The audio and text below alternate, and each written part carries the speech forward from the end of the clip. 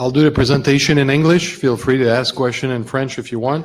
I don't want to start with the bonjour and start the whole conversation again, but anyway, make a long story short, I'm the last presentation, so hang in there. It's going to go fast, and I'll wait for your question after the presentation. So Monarch Gold, we're an emerging gold producer in the Abitibi region. We own 2 mills. We have projects, 2 fully permitted projects that are ready to go for gold, and I will introduce the company in the coming slides. So why do you want to invest in Monarch? Basically, we want to be 100 to 200,000 ounces a year producer. This is our goal. The main focus to reach that will be through the Wasa Mac Project, which is scheduled to potentially bring in 140,000 ounces a year for 12 years. The feasibility came out in December 2018. We are currently discussing with different parties the possibility of moving forward with this project, which hopefully in the coming weeks or months we will announce the start of the permitting process. We continue value creation through some acquisition. We're still out there looking at different opportunities in the market. We just bought the Fal project from XPLOR Mining, and that is located about 20 km northeast of the Rouyn-Noranda city. We have drilling going on the Mackenzie Break. You will see on the next slide, I'll show you a map of everything we own in the area. It's going to give you a better picture on where we are. We will try to monetize some of the non-core asset, either through royalties or joint venture. We have one of our properties that is JV'd with Probe Metals, which came out with a resource estimate last month, which we will have the full report on CDAR next week. We have a solid financial position, cash and short-term investment of close to $8 million. We have 2 functioning mills, fully permitted. Takes about 3 to 5 years in Quebec to permit mills. We have 2 of them. Everybody else in the area have their own project. So when you're looking for custom milling, or you have a project on the go, or do a bulk sampling, we're the first place people come to look for potentially process their ore. We have major partners like Alamos, Rob McEwen, Greg Chimendi, Agnico Eagle, and of course XPLOR. In the last transaction, shares were issued to XPLOR. We offer an attractive valuation. We're trading at less than $20 per ounce on the ground versus the peers that are trading around 50. It's all part of the discrepancy in the market that we've been living for the last few years. It was a bear market. It takes time to get the recognition on the ounces, and we believe in the next leg up of gold we will get that recognition. Our market cap is about $55 million at the current pricing. And here is the map that you can look at. It's basically showing you the Abitibi region from the right-hand side to the left-hand side, from Val-d'Or to Rouyn-Noranda. If you look at our portfolio, it's a 300 square kilometer portfolio. It's probably one of the big land package on the Cadillac Fault as we speak. You can see the 2 blue squares in the middle. Those are the mills. One of them is the Camflo Mill, which belonged once to Barrick Gold, and we have the other one towards the east, which is the Beacon Gold Mill. And both of them, again, fully permitted, ready to go. And you can see they're probably centralized with all the properties that we own in yellow. If you look at the map, the extreme right is the Quanar property. It's 150 square kilometers. It's probably one of the big land package on that side of the Abitibi. We have a fully permitted mine in the middle of that. It's ready to go. All the permits are in place. It's sitting in about 1 square kilometer in the middle of that vast package. So there's a lot of exploration potential on this land package. If you move a little bit towards the east, you have a lot of the properties, but you have the Beaufort mine, which was put on care and maintenance on June 30th this year. We are currently seeking joint venture. We had several discussions. Our goal is to restart the operation in the summer of 2020, hopefully with a lead start on exploration on the ground. We've identified on the Beaufort mine more than 95 targets that completed with about a $3 million budget would give us multi-hundreds of thousands of ounces according to the holes that we already have. Most of that exploration would happen in the proximity to the actual stopes that we've been mining over the years. So we know that would basically add reserve very close to the restart of the mine.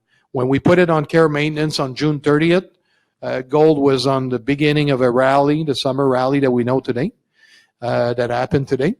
Basically, when we did that decision, we decided to do that with 1 year left of reserves. So the good news with this is we said to ourselves, we're going to take a break because we didn't know where the gold was going at the moment. And keeping a year reserve is basically giving us the, enough time to restart the operation should we be able to improve the lifetime or life of mine of the restart. So if we could get 3 to 4 years at a much better price, like $2,000 per ounce, like we have right now, we think this operation could very well be much more lucrative than before we took the decision to shut it down. Again, we have the two mills that can process, especially CamFlow. So we have everything in our hands to restart the project once we're ready. So when I said we have two fully permitted projects, it's the Beaufort mine that could be restarted at the touch of a button next week if we want. And we have the CamFlow, which if we have the capital, we could have rocks to the mill within 8 to 12 months. Also moving along towards the west, you will see the Fal Deposit, northwest of the map. Basically, it's a project that was joint venture with two small companies. I mean, a bigger one, XPLOR, and a smaller company. We bought this property for a simple reason. It's got 70,000 ounces of 6-gram material open pittable. And the reason we put our hands on that, we have the mill. And once that project is basically permitted, we could bring it to the CamFlow mill. It's sitting about 65 kilometers from the mill. 6-gram material open pittable, as you know. It's probably roughly cost of $300 to $500 per ounce to remove from the ground. We're trading at $2,000 an ounce, 70,000 ounces. You do the math, but I'll help you. It's a minimum $50 million of profit. And a company the size of Monarch would really benefit from that potential cash windfall. So we are currently assessing the idea of doing a feasibility that could be ready for the end of March. Once the feasibility is done on the project, we can actually start looking seriously at starting the permitting process, which could take about 12 to 18 months. So we're basically launching that as we speak, and we think it was a fantastic opportunity to acquire this project. Again, this is not the type of project that the big guys wanted to see, because it's 70,000 one-shot deal, about a year and a half. But for the amount of cash flow it produced for a company like Monarch, it would be a tremendous opportunity. So that we're anxious to get this thing going. And last but not least, if you look on the left-hand side of the map, is the Wasa Mac Project. This is the flagship project of Monarch. It's a 2.6 million ounces gold deposit. Feasibility stage, great cost, about $550 US to produce an ounce, an all-in sustaining cost of about $630 US. And we are presently considering starting the permitting status process towards the end of this year. Once we start the permitting process in a project like that, it's about at least 24 months to get the whole thing permitted. And it's a project that will necessitate, depending on if we're going to build our own mill for the project, about $460 million to get started. If we remove the mill and we put it on tracks, because the railroad system is right in front of the door of that project, it passes literally within 50 meters from the portal. we would save about $230 million to build this project. So it would be half price for a 12-year mine life at 140,000 ounces a year. So this is the flagship project as far as ounces underground in all our portfolio. But if I had all the permits on all my projects right now, I would probably be all over my Fal Deposit to get it back to our mill as soon as possible to create a good positive cash flow. Again, I spend a lot of time on the map because I find that the map gives you a better idea of how located we are on the Abitibi region.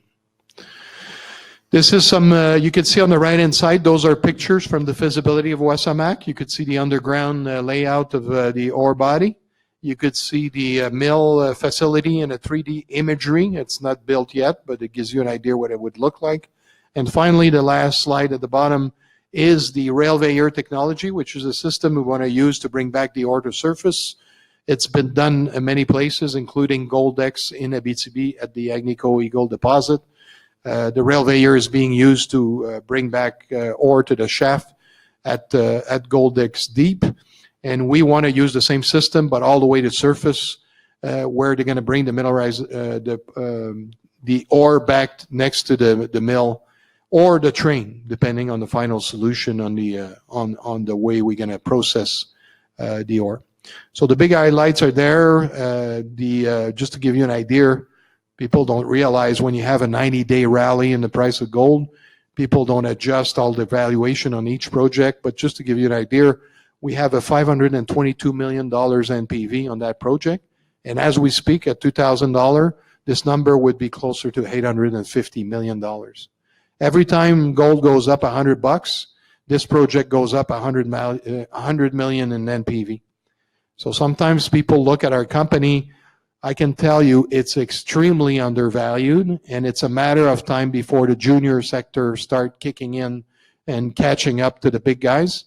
And when we do, we believe we have a hell of leverage over a lot of other companies out there, because we know the price of gold has a direct impact on Monarch, because all our projects are very close to production. So the pipeline of project of Monarch, we go from fully permitted to to feasibility stage to coming to feasibility stage. So we have a lot of different projects already lined up. And because the markets are tough, we're just basically making sure all the other projects behind are getting closer to the starting line. And when this market will turn around, we'll have plenty of projects that we can unfold quite rapidly, because we have the infrastructure, we have the knowledge, and we have the ounces. Just to give you an idea on Wasa Mac, it's always compared to two similar projects in the region, the Goldex from Agnico, but then you go to Ontario, Young and Davidson from Alamos Gold. Funny story, Alamos Gold is one of our biggest shareholders. They own 18% of Monarch. They got the block of shares of Monarch through the acquisition we made from Richemont, so they passed on the block, but they are very open-minded with us. We discuss with them regularly on their strategy and the next step we want to do with the company. So these are the projects we like to compare ourselves to. The Wasa Mac project is a bulk mining underground, again, railveyor technology, a lot of size, 6,000 tons per day material. So this is the kind of project that will be coming in the next few quarters. But if you think about it, it's the only project, for people that are familiar with Quebec, it is the only project, multi-million ounces on the Cadillac break at feasibility stage. If anybody can think of any other projects out there that I forgot, you let me know. But we know we're right up there, and we know we were chosen by the government of Quebec as well to facilitate the permitting process. So we'll come out with some press release towards that in a few weeks. But the idea is that if you look at Abitibi, there's not a lot of big players out there. There's only a few. From Eldorado to Agnico to IM Gold, there's nobody behind. We're the only one. We have the mills, we have the permits, we have the projects needed. Just to give you an idea, this is a map of the railway system in Quebec. Not only Wasa Mac and other projects all sit along the Trans-Canada Highway, but we also sit on the railway system. Our 2 mills are within a kilometer from the railway system, and the major deposit, Wasa Mac, 50 meters from the train. The reason we talk about this slide particularly is to give you an idea how that train system attach us to all the milling facility, not only in Quebec, but in Ontario. And why is it important is the Ontario Northland Railway System, which is the Ontario system, actually ends in Rouyn-Noranda. So basically that railway system goes in front of Wasa Mac and then ends in Rouyn-Noranda. So should we want to take the ore of Wasa Mac at 6,000 tons per day, which is only 60 wagon of 100 tons, you don't have the same limit as trucking. Should we bring that to a mill like Dome Mill in Timmins or Kid Creek or other facility, we could do it straight with the same train company, and we're sitting right there at the front door. And why is that so important is the moment that we have the permits to go in mining, going down that path by train would save us $230 million that we wouldn't have to spend on the milling facility and the tailing ponds facility as well. This is an image of the Wasa Mac project. You can see the way the deposit is made. It's 4 big zones, 1, 2, 3, 4. We have the main zones, and this is how the ore body presents itself for the production. When you think about 2.6 million ounces, and especially in bulk mining, you think about bigger zone. And just to give you an idea, if I would come up tomorrow morning with some of these results that you see on the left-hand side that were announced back in the early 2000 and 2010, look at that, 6.4 grams over 52 meters. These zones are wide as hell. You could look even at the bottom one, it's 2.83 grams per ton, but it's 71 meters. So this is how we can do a big mine with big volume, because we have the big size. Sometimes I go on the bulletin board on the internet, and some people say, well, in Abitibi, it's all narrow vein. Well, this is not a typical narrow vein system in Abitibi. The zones are super big, and you're basically going in a bulk manner, cutting like through cheese. There's no question about following the vein. It just goes on forever, and it's much easier to limit the dilution as you bring it back to surface. This is why these projects are very good a project over the long run. Sometimes people say, well, 2.7 grams, it's a bit lower. Again, Goldex is mining 1.8 grams, and Young and Davidson about 3 grams. And believe it or not, we've met some Australians at the Denver Gold Show at the Beaver Creek Conference. And they looked at Wasa Mac and say, wow, you have a really nice high-grade deposit. So it's just to give you an idea of how different people think about deposit around the world, and especially in Australia, because they have the same advantage as us. They're already trading at $2,400 per ounce Australian dollar. So they understand what's coming to Canada, because we're trading 30% above the US.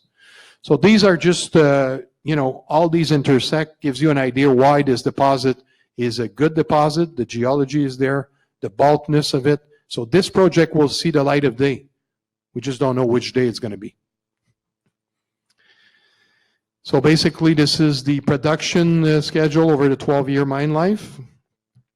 I got about a minute left, so I'll just browse through. This is the sensitivity analysis. I said it, very simple. Every $100 in gold, the Wasa Mac project goes up in NPV by $100 million.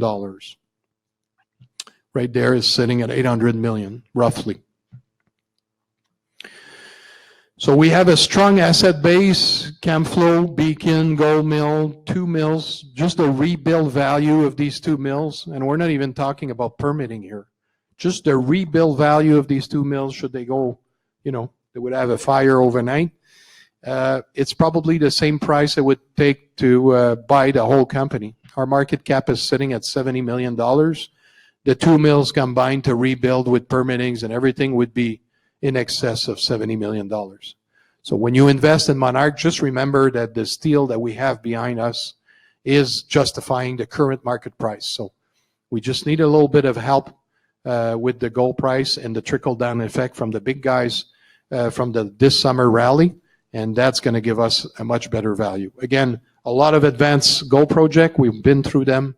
My time is up, and I'm not finished with the presentation, but that I'll take question if any. Question over there, Alex. Why did you buy the mill from Red Kite? The other mill you didn't talk about, but it was the Beacon mill. We bought the Beacon mill because at the time we started acquiring most of the project. I'm trying to get back to the.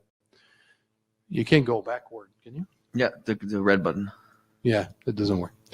So go back to the map if you can. So the idea is when we started Monarch as a company in 2012, we went on a buying spree. We started acquiring properties and difficulties and companies that were having a hard time. And the first project we bought was the Fal Deposit. And when we had, you could see right there on the map, next one. Yeah. So we bought the Fal Deposit, and then we bought right next to it the Reg Court property. We approached Richemont to look for possibly do some custom milling with the Camflo mill. And the response was very difficult to get. They had a lot on their plates. We were not a priority. And it took me about 1.5 years of discussion with them to realize if you don't own your mill, when the market's going to go, like it went this summer and it might come in the coming quarters, when the market's going to go, if you don't have your mill, you're not going to get anywhere because you're going to knock at people's door. They're going to say, sorry, we're scooping up some dirt in the back with gold. You're going to have to wait. And we understood that very quickly. And the option to buy Camflo at that time was not possible. So we bought the Beacon Gold Mill. All the permits are in place. All the securities and guarantees closure plan are in place. And we acquired that. The moment we did that, all of a sudden, Richemont looked at us as a much serious player in the region. And then we started a long-term negotiation that took 2 years to buy the Camflo Mill, the Beaufort Mine, and the Wasa Mac Project. So the Beacon was the first milestone in becoming independent. You know, we like to talk about that in Quebec, but becoming independent as a gold producer. So we wanted to have our own mill, and now we own 2. The beauty, with Fayol permitted, we could put Fayol full-time at Camflo, 365 days a year for about 1.5 years, 2 years, and we could still process Beaufort in Quanar at the Beacon Mill. So that's the idea. The Orbel Mill, it's not that we didn't try. We don't want to own 3 mills, of course. But the Orbel Mill discussion happened before the Beacon Mill, and we soon realized that you know who owns it. So discussion were not that easy, so we went back to Red Kite.